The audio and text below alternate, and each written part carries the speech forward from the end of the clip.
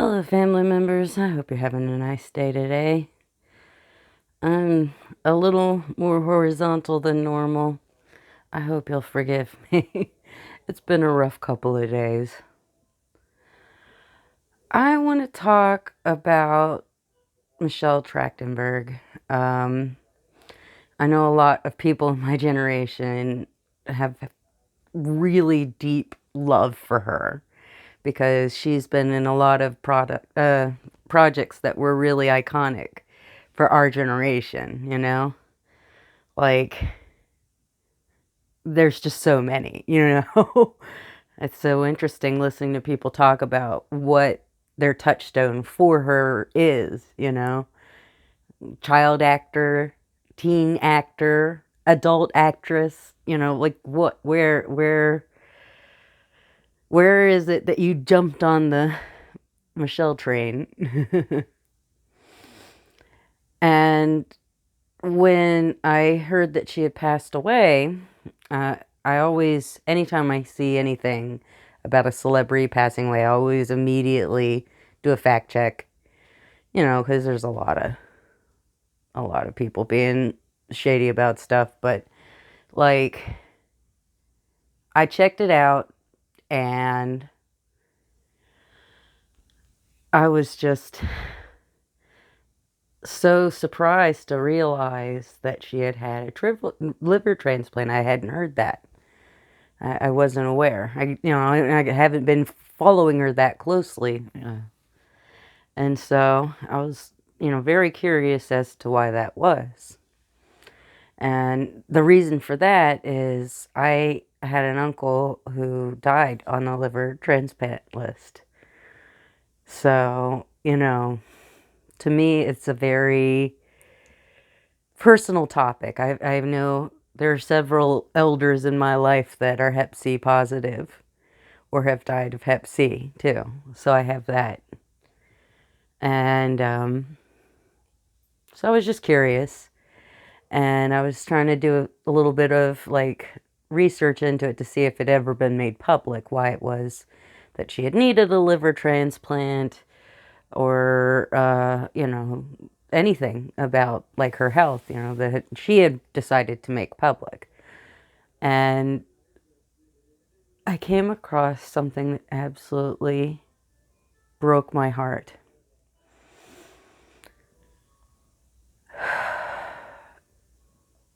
If you go to Michelle Trachtenberg's Instagram and look at the selfies that she's uploaded over the past month, it is very clear that she had some visible signs of her illness. Her hair's very thin. She's quite thin, although that's not necessarily related. I don't want to comment on another woman's weight. That's not appropriate, but she seemed thinner than she normally is. And there was a article that I had found that pointed me towards this, that had said that there had been fans of hers that had been saying, you're having some sort of liver issue. You've got yellow eyes and you're thinning hair and all this. And I went and I checked and I found them. They're there. There are comments from over the last few weeks on those last month of selfies begging her to get help. Now, of course, some people are kinder than others. Some people are like, oh, I don't know if you're addicted to drugs or what's going on with you, but and I was just like, wow, that is not how you need to be coming in here. But I just can't get over this idea that perhaps Michelle Trachtenberg's fans just watched her slowly die over the course of like a month or two and tried to help but were unable to do anything for her. But at the same time, that's on the assumption that she wasn't well aware how sick she was, that she wasn't getting every kind of treatment that she could get or wanted to get, you know? I had a friend who had cancer before I did, a few years before I did. And she told me after her treatment was over that she's like, if it ever comes back, I'm just gonna let it run its course. I'm not doing that again. And I couldn't believe that. I couldn't imagine not fighting for your life, you know? But it's kind of wrong for us to assume that she wasn't fully aware of the fact that she had health issues and had made informed decisions about treatment and was doing whatever it is that she felt was best for her. We don't know that. And so this is the like complicated parasocial relationship that people create when they have an online presence and are, you know, celebrities of some sort. Even minor celebrities to a certain extent, you know. People get to feeling like they know people and that they can kind of judge people based on what they're seeing. But what you see in a person's social media presence is never the full picture, you know? Like, what you see of me in these videos is not the full breadth and depth of me, right? Like, I always have people, when they find out that I'm disabled and I'm sick, they always want to try to help me get better, which is sweet. But I've tried everything, you guys. I've done everything that I was supposed to do. I've had all sorts of invasive tests, blood work a bajillion times. I've had to have iron infusions and blood transfusions and all sorts of like wild stuff going on. I don't need other people to try to figure out what is going on with me with the frankly very limited information that they have about me. And so I really feel for Michelle Trachtenberg there. I mean, I don't know what her situation was. I do find it very sad that she passed away when she was by herself. But, you know, I can't say for certain that's not what she wanted. Maybe she wanted independence. My grandmother, my father's mother, everyone in the entire county called her Grandma Brady. And she liked to volunteer, and she was a nurse, and she went on like medical missions to China and Liberia and all over Costa Rica. I mean, she really had a remarkable life. And she had been a widow for like the last 30 years of her life, and she had always lived basically alone. You know, her kids were grown, and she didn't have a husband, and she didn't want one. And she was a very independent woman.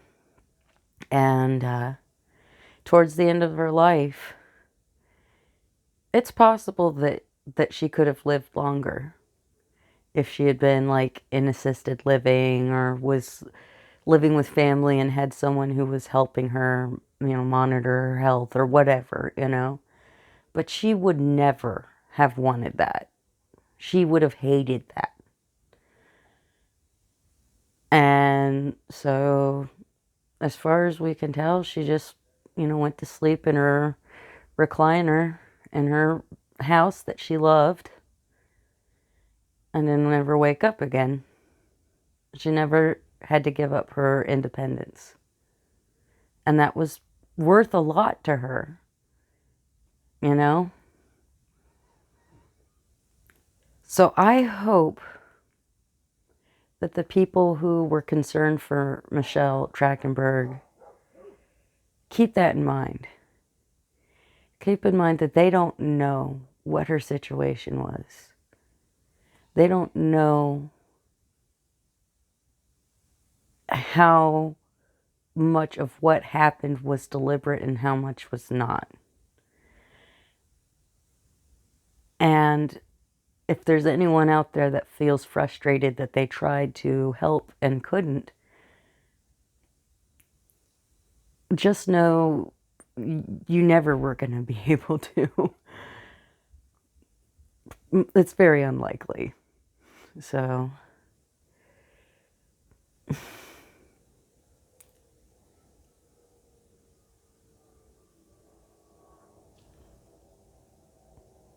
something weird is happening outside of my house. I don't know what's going on. It probably is related to either the cats or the dogs. Sorry. Even when they're not in their room, they distract me.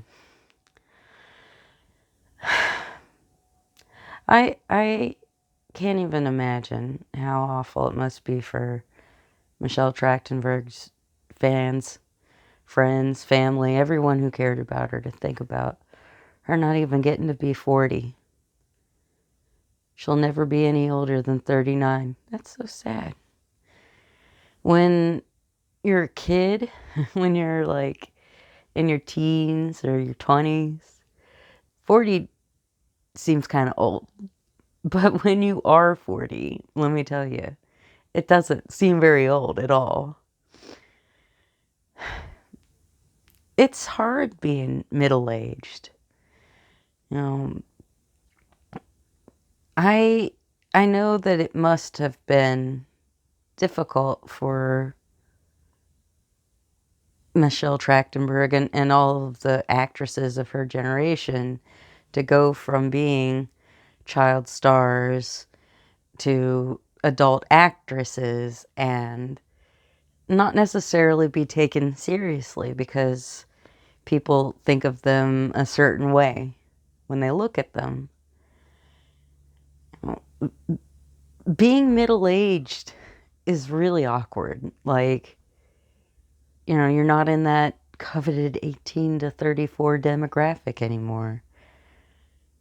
Things aren't really for you as much, but there are things that are for you that are just like very blatantly nostalgic. Like the NFL is really doing that with their halftime shows. The Dr. Dre one, that was for my generation. I am serious. That was like 1,000,000% nostalgia right there. That was like some millennial catnip. So we get a little bit of that kind of stuff. But it's always kind of like that, nostalgic, throwback. It's not the cool thing. It's not the fresh new thing anymore. It's the throwback to something that's non-threatening. I mean, you got like Dr. Dre who like beat the absolute crap out of a woman, I believe. I can't remember the exact thing, so don't take me too seriously on it, but I know he's done some very questionable stuff, and he's on like the biggest platform that he could possibly be on in America. I mean, that's who doesn't have some awareness of what happens in the Super Bowl halftime show anymore. That's just like how it goes these days. It seems like everyone's got an opinion. I I hope that Michelle really did get to enjoy the time that she had enjoy the brief period of being middle-aged that she got to experience. I've had a fair amount of friends die young, and it really helped me see that every year is a gift. The age is a blessing. If you're lucky enough to get to age, then you should be grateful for that, because not everybody gets that.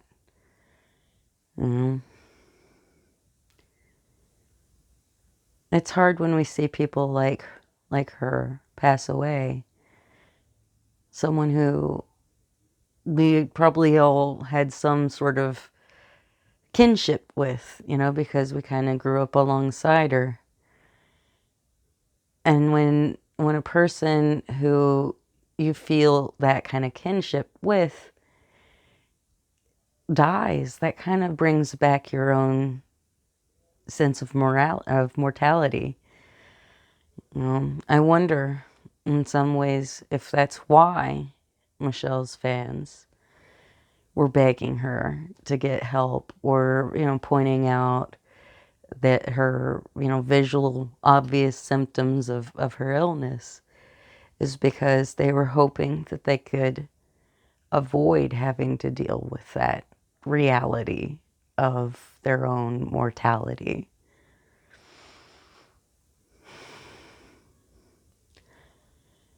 It's kind of horrifying to me to think that that happened the way it did.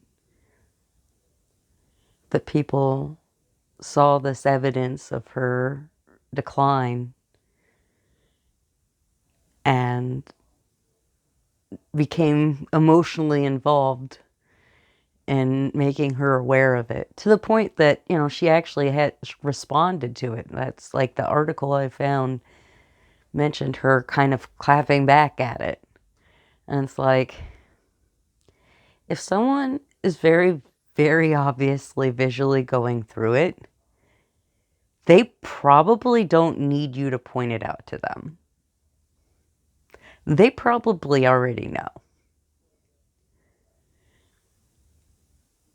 And I wonder how much nicer Michelle Trachtenberg's last month of life would have been if people had just not commented on her appearance. In a negative way, anyway. If they hadn't speculated on whether or not she was ill. If she hadn't had to have that knowledge that something she obviously didn't want to talk about publicly was so apparent that she couldn't hide it anymore. It's kind of horrifying, isn't it? I think the whole situation is horrifying. I think this is the stuff about parasocial relationships that we need to really truly confront. We need to have, right now, today, it's too late. We should have done it 20 years ago. We need to be teaching children media literacy at every grade level. That needs to be something that they are getting put in their brain over and over and over again. How to evaluate media and understand when they are developing a parasocial bond with someone, and how to keep that from becoming unhealthy in such a way that it not only harms them, but the object of their parasocial affection.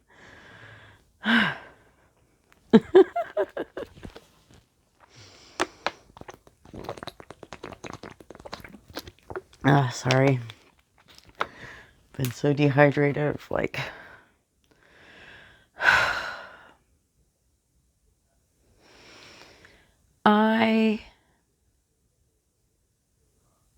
I try to be as open and honest about what's going on with me as I can,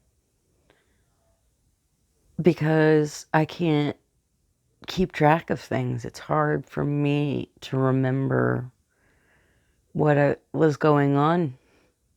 Even when my parents got here, I legitimately thought it was Wednesday and it was Tuesday.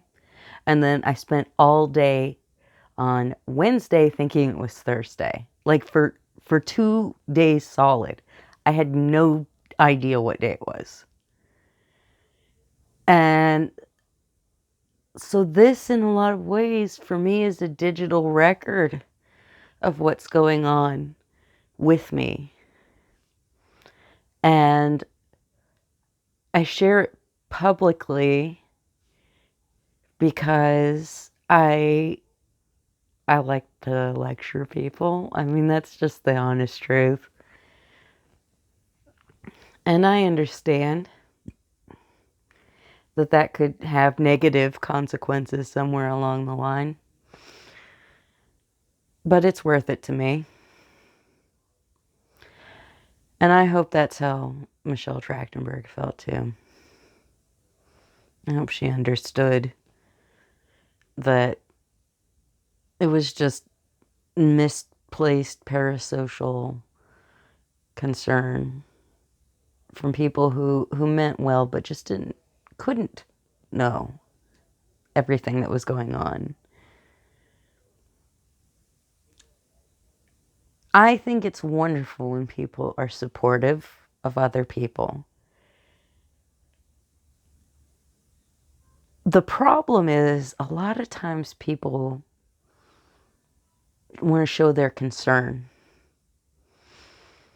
And concern and advice are very similar in that if they're unsolicited, they can be kind of harmful. And I think we have to maybe take a little bit more time to think about how we approach concern and how we approach criticizing or speculating about what's going on with a person because of physical changes to their appearance. Because there are so many reasons why a person might have a physical change to their appearance. Like, I cut all my hair off because it was causing me to have like rash on the back of my neck, and it was giving me all sorts of problems, and it was hard for me to maintain. And so it was just the best thing I could think to do. But people might think that it's for like some other reason entirely. They might jump to some other type of conclusion. It occurred to me the other day that now that I have the cue ball thing going on, people might buy that I'm sick more because I might look more sick to them, which is kind of wild. I mean, when I was on chemo, I didn't even lose all my hair, okay? It thinned a lot, but it's not thin now, let me tell you. Well, family members, I think I've gone on long enough about this. I think you get the point. You know, go watch a Michelle Trachtenberg movie or TV show, do a binge fest of Buffy or whatever. I really like the character Dawn. I know a lot of people don't, but I really like that character, and I love the dynamic, the sister dynamic. Kind of like Buffy, I never had a sister, and the idea of like just having one pop into existence and you get to have that relationship. I think that, I don't know, something about that appealed to me. I have some people in my life that I would kind of consider that my sister that just sort of popped into my life one day. And I feel very blessed for that. You know, that familial love, like sibling relationships, don't necessarily get that much representation. And, you know, when you're someone like me who's aromantic, and so you don't really relate to all the like rom-com kind of romance relationship dynamics, it's nice to see a dynamic that you can kind of relate to, you know? And she brought that to life. She was a wonderful actress and played iconic characters, and the world is a sadder place without her. So, time for our Michelle Trachtenberg Fest. Love you, family members. Take care of yourselves and everyone around you. Bye.